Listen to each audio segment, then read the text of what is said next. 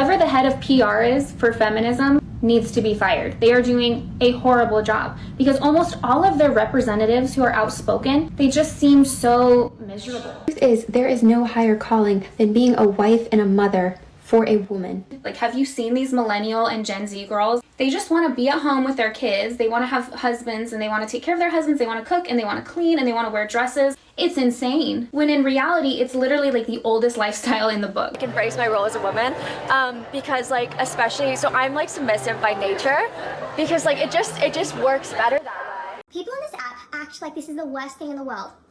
Stay-at-home mom. My husband's at work providing for our family. I have some sourdough fermenting on the bench. Your calling is always going to be a mother, be a wife, and there's so many more greater things than living these superficial lives that are going to be unfulfilling. And at the end of the day, we are the side that is pro making babies. Tradwife culture romanticizes a white domestic fantasy. For Black women, that is something that we have and continue to be written out of. The tradwife revival isn't just about gender. It's about which women were allowed to be protected, provided for and domestic in the first place. The tradwife movement presents itself as an undeniable force for good in the lives of women, ignoring how some of it might be regressive. The issue with the tradwife culture isn't that these women have chosen to opt out of the traditional workforce or that they find personal fulfillment in the domestic sphere. The real issue is that the tradwife ideal is that it's mixed with stay-at-home motherhood, undoing some of the more nuanced, hard-earned understanding of domestic labour that has recently emerged. And I want to be very clear that tradwives are not all mothers and that there is a clear distinction between tradwives and stay-at-home mums. Yet our societal image of tradwives and stay-at-home mums is becoming muddled and taking away any nuance we might have recently gained about the work that is done within a home to make a home or to raise a family. Tradwives often promote a return to what they see as more natural gender roles, which can sometimes be viewed as regressive or contrary to modern feminist ideals. But stay-at-home mums is sometimes temporarily due to a lack of childcare or even rising costs of childcare, while the tradwife lifestyle is often viewed as a more permanent commitment to these traditional gender roles. And so adding to that, the tradwife movement that we've seen online promotes normative gender roles historically rooted in white colonial and upper middle class understandings. The misogynistic message and white-centric ideals that some of these influences represent are an ongoing effort to functionally erase modern women from the public sphere. And so before I dig deeper, you might be thinking, Why is this a big deal? Why can't people enjoy the simple things? The deal is that we live in an attention economy where our attention is currency. And so every time you look at a video on social media, the algorithms will keep on pushing the same type of stories onto your feed. As Cal Shaka, author of the 2024 book Filter World, wrote in The New Yorker, algorithms would not have the power they would have without the floods of data that we voluntarily produce on sites that exploit our identities and preferences for profit. When you continue to engage in tradwife videos, you're being trained to get used to the idea of something. Even if you don't subscribe to the far right or racist ideologies, you'll be fed them so long as you keep on watching them. And so this falls into the romanticization of the past, where women are wearing outfits that look like they are from the 1950s or a previous colonial era. But what and whose traditions are these fantasizers representing? Because it's not all women, including many racialized and poor women who have never had the option of staying at home. This nostalgic reimagining of a very complex past whitewashes history and ignores how women have had few legal or reproductive rights over their own bodies, finances, or domestic lives. Tradwife and being a housewife was not for everyone. And so in this video, I will discuss that the tradwife culture romanticizes a white domestic fantasy, a fantasy that was never universally accessible. Social media repackages it without acknowledging its racial foundations, and then platforms profit from nostalgia stripped off historical context. And for Black women, the trend can feel like watching history that has purposely disengaged you with. I'm Serena the Journalist. I hope you enjoy this video. Please do like, comment, and subscribe, and let's get into it. I'ma just be real, when people say traditional womanhood, they're usually pointing to a very specific image. Stay-at-home wife, male breadwinner, suburban home, and motherhood as a primary identity. But that version of tradition is not ancient. It's mid-20th century, and more importantly, it was constructed. The housewife ideal didn't just happen, by the way. A lot of us seem to think that, oh, like, it was just always there. Nah. it was built. It was built after World War II. The ideal had already existed earlier in the century, but it was only during this relatively short period after the Second World War that it became a large-scale and practical possibility. Why? Because men were returning from war and needed jobs. Women had entered the workforce during wartime, therefore the government and the media pushed women back into the home. So the culture shifted to promote domestic fulfillment, marriage as a destiny, and motherhood as a purpose. And at the very least, society's desire for a return to normality reinforced the image of married women as mothers and housewives, whose places was at home taking care of the children and the husband, and not in the world of work. The propaganda, guys, was crazy. There were magazine ads that showed women beaming at vacuum cleaners like they won the lottery, TV shows like The Father Knows, and experts, mostly men, published studies claiming working mothers psychologically damaged their children. We can turn to Edward Bernays, considered the father of public relations, and in his book, Propaganda, he defines modern propaganda as a consistent, enduring effort to create or shape events to influence the relations of the public to an enterprise, idea, or group. He establishes that conscious direction is given to events, not as a sinister manipulation, but as a fundamental feature of any enterprise. Bernays recognized, however, that the term propaganda carried negative connotations, particularly after World War I, so he rebranded the practice as public relations. And it worked. The home was no longer a physical space, but now an identity to aspire to. Middle-class white women were encouraged to see staying at home as a marker of success and femininity, even while poorer women, immigrant women, and women of colour continued to work, unseen, underpaid, and often in support of the very households upholding this myth. And I will explain this point further on in the video. According to the 1949 Royal Commission of Population, between 1919 and 1950, the birth rate in Britain dropped from 28.2 births per thousand to 16.2, showing that women were taking on more responsibilities in the workplace and paid employment. But we can fast forward later, and that data shows that marriage rate hit all-time highs and that the baby boom happened. Fertility in places like England and Wales reached nearly 3 children per woman in the early 1960s. And so not only did most women get married, but most of them walked down the aisle by the age of 19. And so they also tended to start families right away. So now you had large families, that was typical. And from 1940 to 1960, the number of families with 3 children doubled, and the number of families having a 4th quadrupled. Bruh, mate, that's a lot of kids. There was actually a show called I Love Lucy, which is wildly popular, that aired on CBS from 1951 to 1957. And it starred actors Lucille Ball as Lucy Ricardo and Desi Arnaz as Ricky Ricardo, a couple both on-screen and off-screen. And over the course of 6 years, they had 180 episodes, and it was the first television program to be taped. It was a show that played on gender roles and stereotypes, considering Lucy was a housewife, but also enforced them at the same time. The actress that plays Lucy, Lucy Ball, was a very successful actress, and therefore contradicts the very storyline she portrays. Lucy is wearing a checkered shirt and a skirt, her hair is done up, and her face is perfect as the busy housewife and the chores she'll be doing throughout the day. And even though it was obvious that Lucy wanted to be more than a housewife, she was written as a ditzy woman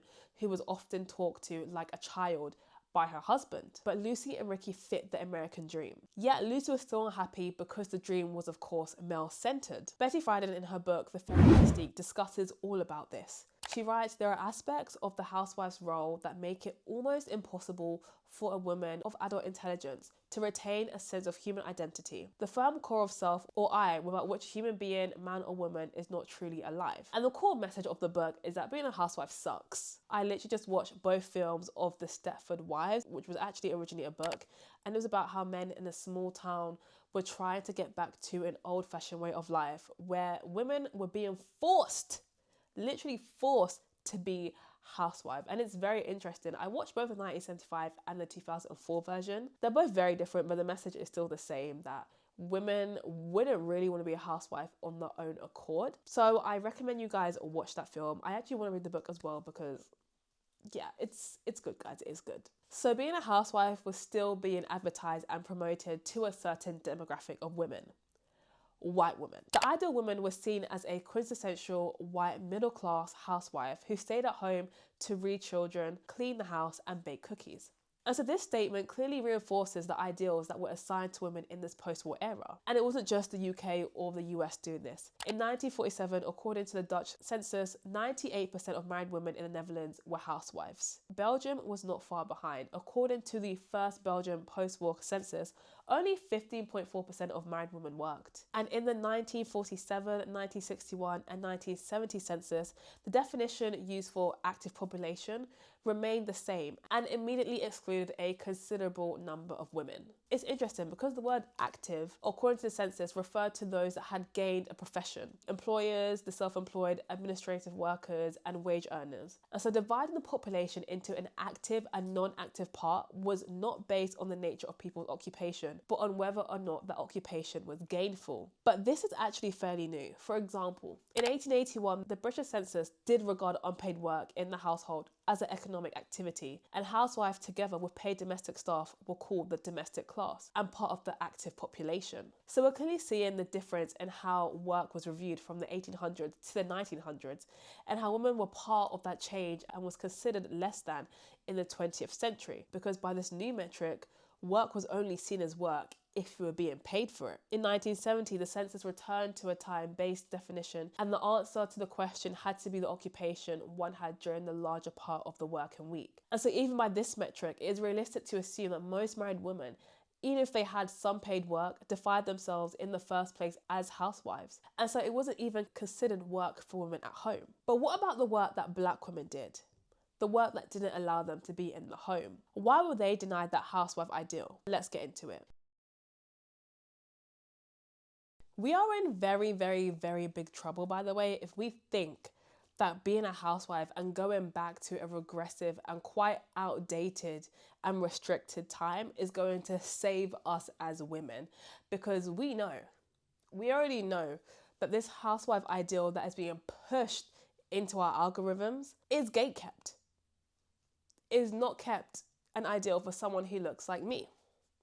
We already know this. So the lifestyle being romanticized today is publicly funded, strategically limited, and not universally accessible. The ability to be soft, protected, and fully domestic has never been evenly distributed. And I want to put it out there that gender and race intersect to place individuals into unique positions based on the combinations of different groups. For Black women, historically, work was not optional. The domestic life was not idealized. It was labour, and being provided for was structurally resisted. For example, Black and white women might both express concerns about issues related to their roles as mothers, spouses and partners and workers, but white women may perceive themselves as having greater role flexibility for managing work and family responsibility. So when tradwife content represents softness and natural femininity, it ignores who was historically denied access to that version of femininity. In the same era that's now being romanticized, white middle-class women were often encouraged to stay at home, framed as delicate and in need of protection, positioned as the emotional center of the household. Black women, by contrast, were working at significantly higher rates, concentrated in domestic and service labor, and supported not only their own household, but often other people's too.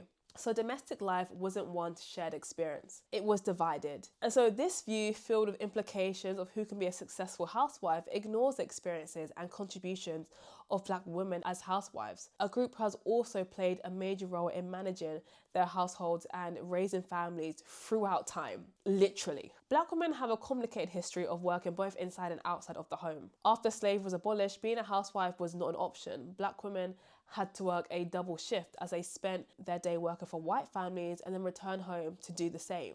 Historically, Black men did not partake in domestic work, i.e. cooking and cleaning, and these skills were considered women's work. Black women has historically exhibited strong ties to the labour force, whereas Black men have generally had weak ties and low rates of employment, particularly when compared with their white counterparts. In They Were Her Property, White Women as Slave Owners in the American South by Stephanie Jones Rogers, she discusses that white women could accrue substantial wealth through slave owning and slave trading. They also participated in the entitlement of white supremacy. That meant that they could casually command and demean Black people. As this suggests, white women had the power to beat enslaved people or order them beaten, sometimes to death. And the patriarchal system of the antebellum South meant that white women were in many ways subordinate to and in the power of men. But it also meant that white women had financial, physical, and even sexual power because of and over black people. Throughout the 20th century, many black women continued to work as domestic servants for white households, where they performed typical chores and provided care for the children. Despite facing significant challenges, including low pay and discriminatory practices, many black women had little choice but to help to provide for their families. And thus very few were given the privilege to solely serve within their own homes. Many black women entered the workforce as the result of increased opportunities due to the economy and civil rights. Author Robert Miles, in his paper of Race Relations in 1993, drew attention to generic processes of racialization, marking those seen as cultural or ethnic outsiders to the nation as more fit for capitalist exploitation. And he was specifically attuned to how the labour market was central as a driver of racialization processes, in that various markets of otherness could be utilised to fill the most dangerous and lowest paid jobs. These boundaries show a broader pattern of social economic inequality and cultural distance between groups anchored in cultural grammars at the macro level. Even though the second wave feminist movement helped white women get into the working field and strive for equal rights, there was none of that for black women, who were forced to work because they weren't given the delicacy. Frances Willard, a suffragette advocate, advanced her campaign against alcohol by leveraging racist stereotypes and white racial panic. In one of her most famous interviews in 1890, she claimed that the main threat to temperance and the banning of alcohol in the South was voting rights for black people. She compared the growth of black voters to the locusts of Egypt and claimed that black men spent all their time at the grog shop. Because of black people in the South, she said that the safety of women, of childhood, of the home is menaced in 1,000 localities at the moment, so that men dare not go beyond the sight of their own tree. And this is why, as a black woman, I can't get the whole feminism thing. Like, maybe I actually have to do a whole different video on feminism, because this was a suffragette who was upholding racial stereotypes. Like, I can't. In the 1980s, Alice Walker, an author and activist, created the term womanist in her published work, In Search of Our Mother's Gardens. She said womanism is a term used to refer to feminists of colour, more specifically black feminists. Womanism centres the experiences, contributions and efforts of black feminists to better the world around them for all of humanity, not just for themselves. Womanists speak to the injustices faced by black women, men, children and families, and frequently fight against these injustices by leading, participating and supporting various social justice movements. And just to further my point of the differences in how black women and white women were treated, this was actually a real newspaper item that I found. It was published in the Greenville News in 1918. And the article complained that black women were not working when they should be, and they were refusing domestic jobs, cooking, laundering, etc. And that this created a problem for white families who needed labour. It reads, regardless of whether they want to or have to, able-bodied Negro women in Grenville who are not regularly employed are to be put to work, put in jail, or fined heavily. They literally just said, if you women don't work, you are going to go to jail. Guys, oh my gosh, I cannot deal. A number of complaints have come to members of the Council of Negro Women who are not at work and who refuse employment when it's been offered them. The result being that it is exceedingly difficult for families who need cooks and laundresses to get them. What? So it was literally illegal for black women to be stay-at-home mums. Like, the contradiction, guys, is crazy. And this whole thing wasn't always aimed at black women, but also black men, where black women were caught in the fire. Author Bell Hooks actually discusses this in her book, Ain't I Woman, where she wrote, black women wanted to assume the feminine role of homemaker, supported, protected, and honoured by a loving husband. There was one problem: few jobs available to black men.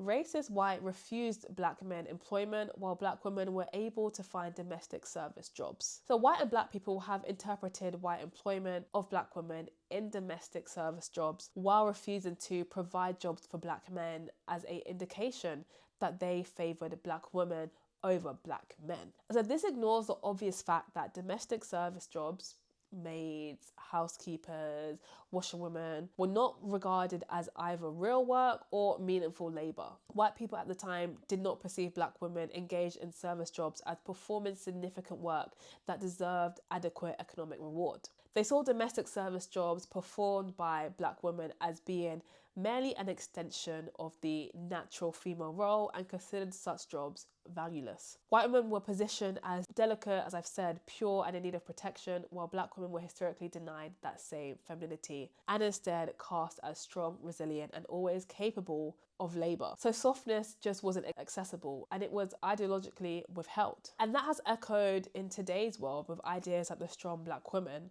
expectations, lack of societal protection, and different standards of femininity. I've actually spoken about the strong black women stereotype in another video, so I'll put the link in the description box below so you can click on that too. In Sister Outsider, Audre Lorde says, society doesn't know how to deal with difference, so it either ignores it, distorts it, or tries to erase it. And in this context, this is what it does. The idea of the housewife presents that femininity as universal, natural, and that softness is accessible to all women. But when they say women are naturally nurturing, women thrive in the home, this is what femininity is. But when they say women, they are excluding and ignoring race, class, and history. And so when people want to go back to this old way of life, which is not a trend, by the way, but an actual way of life, then we are saying that this way that excluded a whole and multiple communities of people was the way and the ideal. Like, there are so many books discussing how black women in the Western world literally had to strive and were never given this traditional way of life. A recent book that I read which touches on this is The Street by Anne Petrie. I'm not going to spoil it, but it's a 1946 novel that focuses on African American women as a single mother who was struggling to make ends meet, and there is no way that she could have ever been a housewife. There's also a 1974 film called Claudine, starring icons Diane Carroll and the late James L. Jones, which follows a black single mother in 1970s Harlem who is raising multiple children, working constantly, navigating welfare systems and trying to build a relationship under economic pressure. There is no option to opt out of labour, and so domestic life for black women is not soft, it's survival. Love, family and work are all entangled with their economic reality. While tradwife content presents the domestic life as peaceful, staying at home as feminine fulfillment, and dependence as safety, Claudine shows that work is constant and necessary as the state regulates black motherhood. There were also practices like redlining. And for those who don't know what redlining is, redlining can be defined as a discriminatory practice that consists of the systemic denial of services such as mortgages, insurance, loans, and other financial services to residents of certain areas based on their race or ethnicity. The term redlining finds its origins in the US government's home ownership programs established in the 1920s and 1930s. During the New Deal era, government ensured mortgages were established for homeowners as a form of support for the economy and a way out of the crisis in the wake of the Depression. The government therefore set out maps of different areas and properties that would be the subject of the above mentioned loans. Redlining carried out through institutions such as the Homeowners Loan Corporation systemically denied mortgages to black families by marking their neighbourhoods as high risk. And so these decisions weren't incidental, they shaped the geography of opportunity. While white families were able to move into expanding suburban areas with government-backed loans, black families were often confined to under-resourced neighbourhoods, excluded from the very system that made long-term financial stability possible.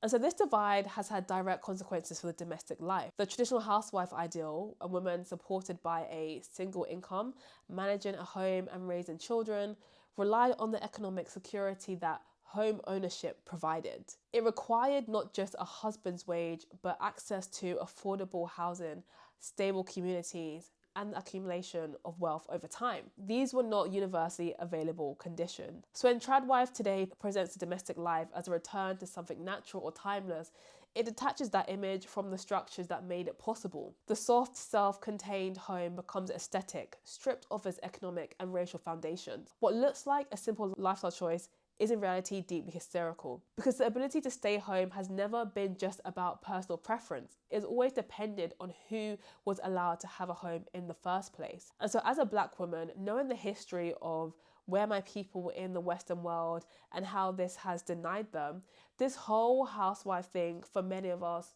not all of us, many of us, find it hard to attain, as the line has always been longer and the bar has always been higher for us to go beyond that economic boundary. But what was different about the past was that women wasn't endorsing this idea of being a housewife or a tradwife. But now via social media, we are seeing women promote this lifestyle. Women are going out of their way to tell you to be a housewife. This is the big difference between the 1950s and what is currently happening in the 21st century. And as I've discussed, all the problems with it, it's scary. It's not ideal. Which brings us to now. It's easy to think that propaganda doesn't exist anymore. But it does. It's actually quieter and actually more compelling. Tradwife content is popular for some because it tends to feature attractive women in feminine outfits. But many people also find the tradwife ideology and lifestyle content intriguing. There are certain patterns that are impossible to ignore, such as the tradwife influencer. First of all, I want to say that if someone generally wants that life, wants to be a tradwife, then that is their choice. But recently, algorithms are rewarding this content disproportionately. And systems that profit from unpaid domestic labour often amplify it far more than feminist messaging ever gets. I'm sure many of us have seen that women are building careers and personal brands, promoting a lifestyle that tells other women not to work. Yes, it is a thing. And like most countries are, we are in a deep recession and things are getting pricier by the minute. And it's given Serena Joy from The Handmaid's Tale, a whole career devoted to reinforcing traditional roles, only for the system to exploit and monetize it. For those who don't get it, The Handmaid's Tale is a 1985 book by Margaret Atwood.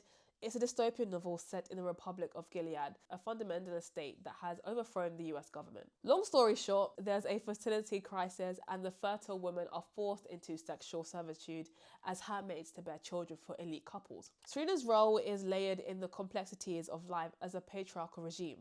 Her character embodies both the oppressor and the oppressed.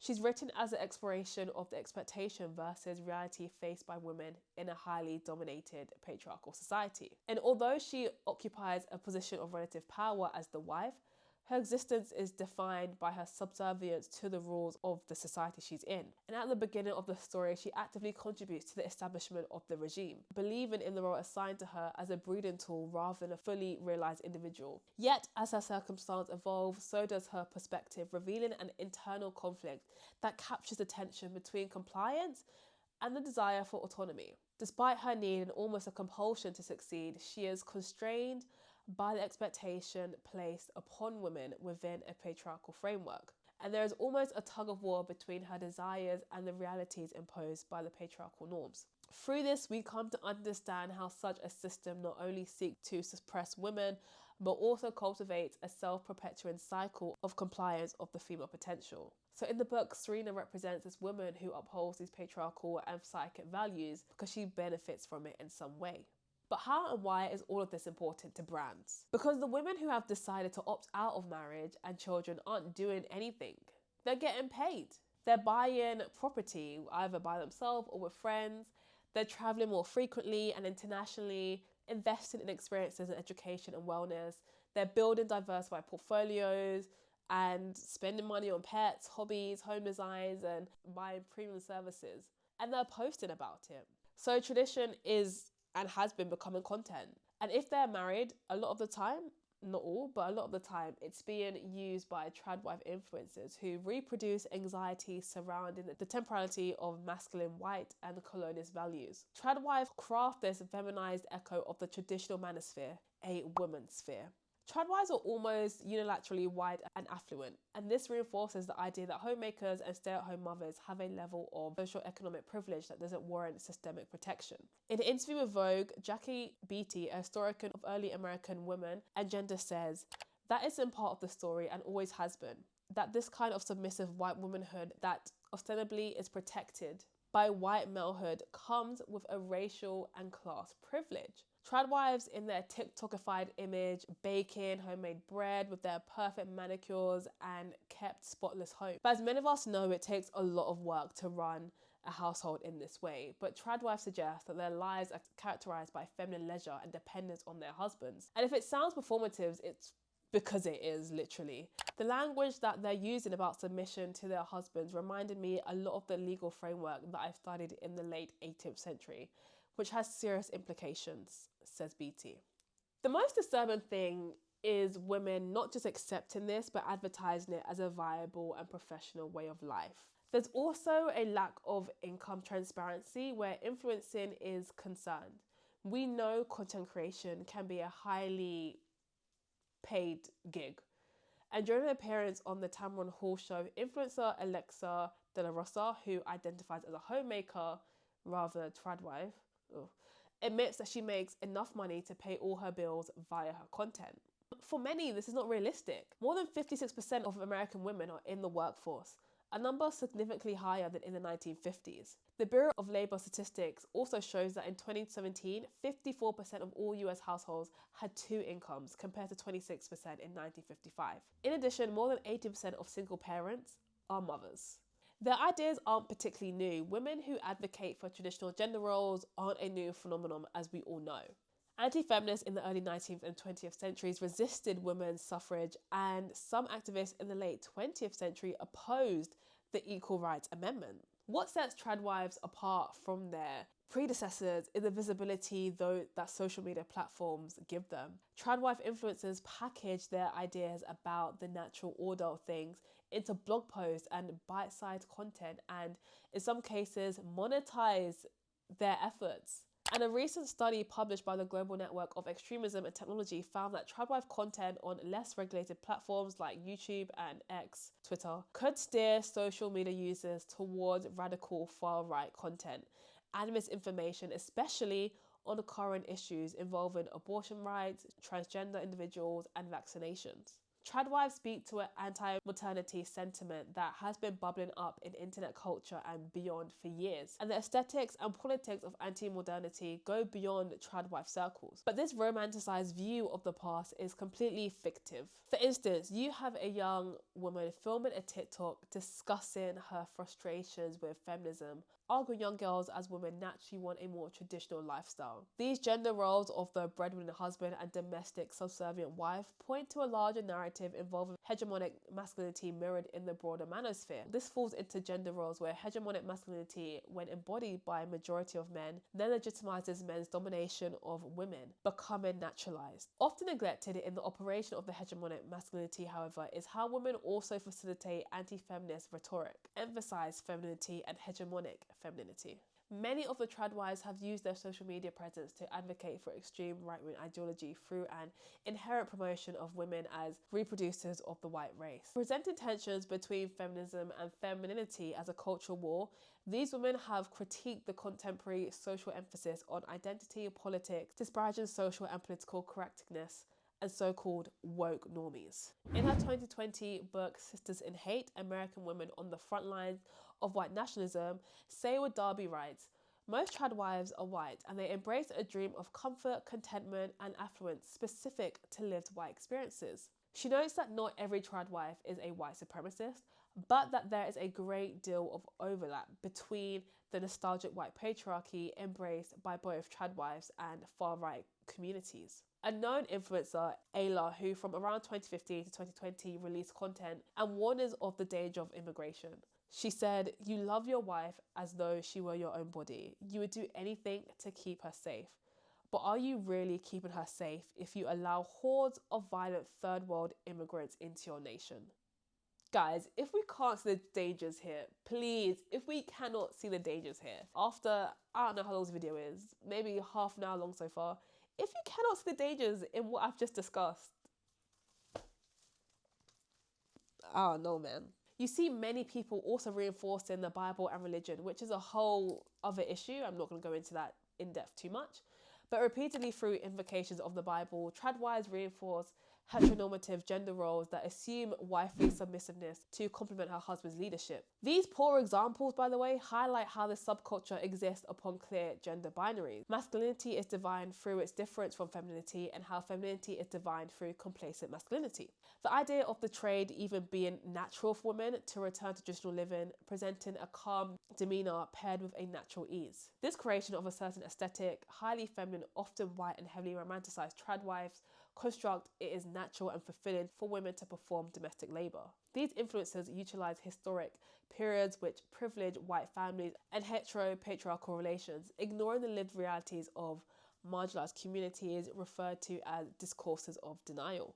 Hannah Needleman is one of the most prominent mainstream tradwife creators that has, I think, 10 million TikTok followers. In 2014, she received major attention for sharing her experience submitting to a more trad lifestyle, giving up her ambitions of training at Juilliard to be a professional ballet dancer, to instead be in the pursuit of a homestead living. But decisions like these for many women bear the cost of losing financial independence, exposing women to safety risk. There's been former tradwives who have given testimonies of leaving their traditional relationships and discussing the hardships that they faced. So while many romanticize stay-at-home lifestyle, which traditionally requires a family to live off a single income, many of these women run side hustles and have their own businesses, such as selling their homemade goods, their skincare, and their subscription services. For instance, Hannah's rustic homestead is in fact a large working farm with hired labourers who help process the products her website sells.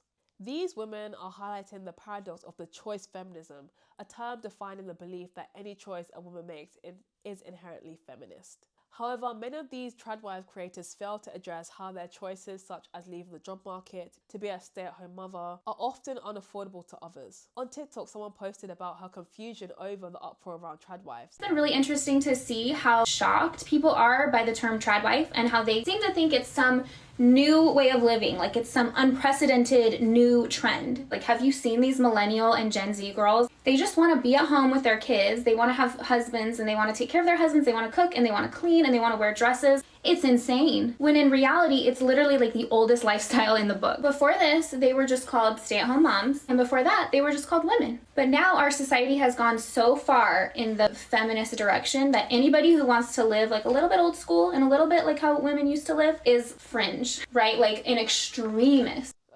The other issue in the tradwife phenomenon is that while they claim to not work, and even more importantly, not want to work, in reality, tradwives are doing the work, filming, editing, and maintaining a presence on social media, as some of their accounts can even be monetized. And even though their entire lifestyle revolves around so-called traditional values, they are constantly attached to their very modern smartphones. And to add on to that, they pretend that their husbands are the anchor of their families, but the only reason their families are getting any recognition at all is because of their social media based labor.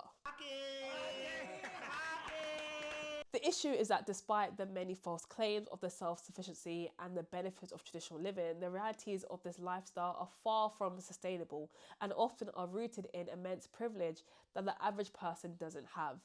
So these women embody the paradox of the choice feminism, and they fail to recognize their own privilege in being able to choose the tradwife lifestyle whilst degenerating feminism and undermining the lifestyles of other women.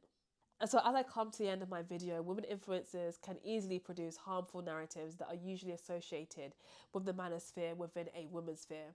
We see that this tradwife trend can easily normalize the same anti-feminist and far-right supremacist discourses. And online spaces can play a deep and influential role of romanticizing a certain form of femininity, one that is submissive, religious, white, maternal, self-sufficient, and skeptical of the government. I think we should note that none of the trending tradwife videos admit that being a happy tradwife depends largely on two things: how much money there is for the household and how good of a person your husband is. For every seemingly wealthy tradwife on social media who appears to glide effortlessly throughout their childcare and housework tasks for the day, there's countless others who struggle financially, feel crushed under the weight of it all, or are unfortunately dealing with less than ideal husbands, and they don't have the financial means to get away from them.